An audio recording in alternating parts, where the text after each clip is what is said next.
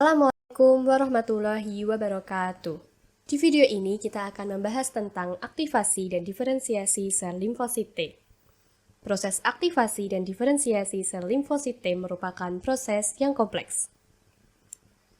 Secara umum, sel limfosit T yang matur terdiri atas sel limfosit T CD4 dan sel limfosit T CD8. Proses aktivasi sel limfosit T diawali oleh adanya antigen asing yang dikenali oleh sel APC atau antigen presenting cells melalui proses fagositosis. Pada proses aktivasi sel limfosit T CD4 dipresentasikan peptida berupa MHC atau Mayor Histocompatibility Complex kelas 2. Sedangkan pada proses aktivasi sel limfosit T CD8 dipresentasikan peptida berupa MHC kelas 1. APC kemudian mengubah antigen menjadi fragmen-fragmen peptida dan mempresentasikan fragmen-fragmen tersebut pada membran plasma permukaan APC.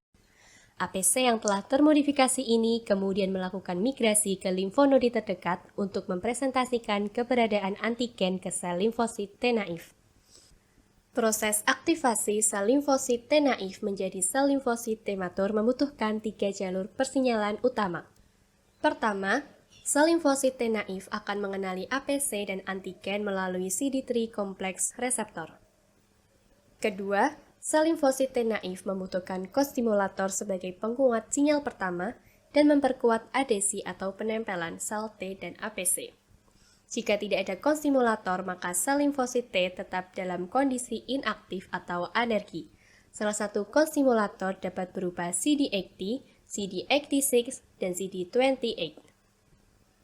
Istilah kostimulator menunjukkan bahwa molekul tersebut memberikan stimuli atau rangsangan kepada sel T naif bersama-sama dengan stimulasi oleh antigen. Kostimulator dapat berupa sitokin atau molekul-molekul yang ada pada membran plasma. Di antara beragam kostimulator yang ada beberapa kostimulator yang penting untuk diketahui, antara lain B7 atau CD80 dan CD86, merupakan ligan yang penting dalam aktivasi sel limfosit T CD4 dan menempel pada membran permukaan APC. CD28 merupakan molekul yang penting dalam aktivasi sel limfosit T CD4 dan menempel di permukaan sel limfosit T, serta interleukin 2 merupakan sitokin yang penting dalam aktivasi sel limfosit T CD8.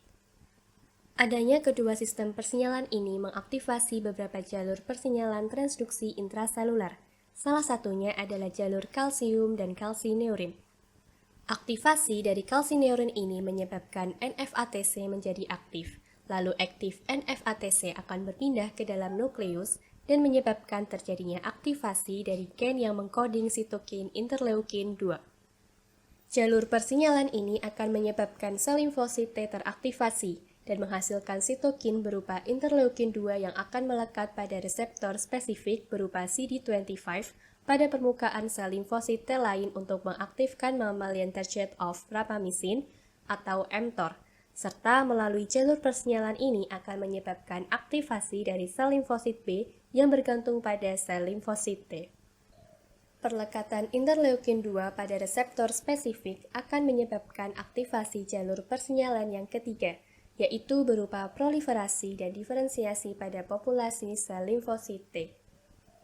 Hasil proliferasi dan diferensiasi menyebabkan sel limfosit T terbagi menjadi sel limfosit T CD4 CD8 efektor dan sel limfosit T CD4 CD8 memori.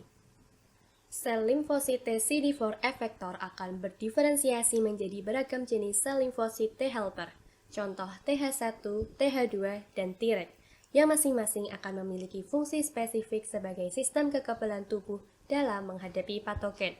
Sedangkan sel limfosit T CD8 efektor akan berdiferensiasi menjadi sel limfosit T sitotoksik atau CTL yang akan menyerang langsung sel tubuh yang terinfeksi oleh patogen.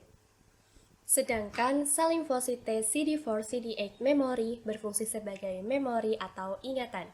Apabila tubuh inang mengenali antigen yang sama, maka sel ini akan cepat untuk berproliferasi dan diferensiasi menjadi sel limfosit T CD4 CD8 efektor yang siap menghadapi patogen yang masuk ke dalam tubuh inang tersebut.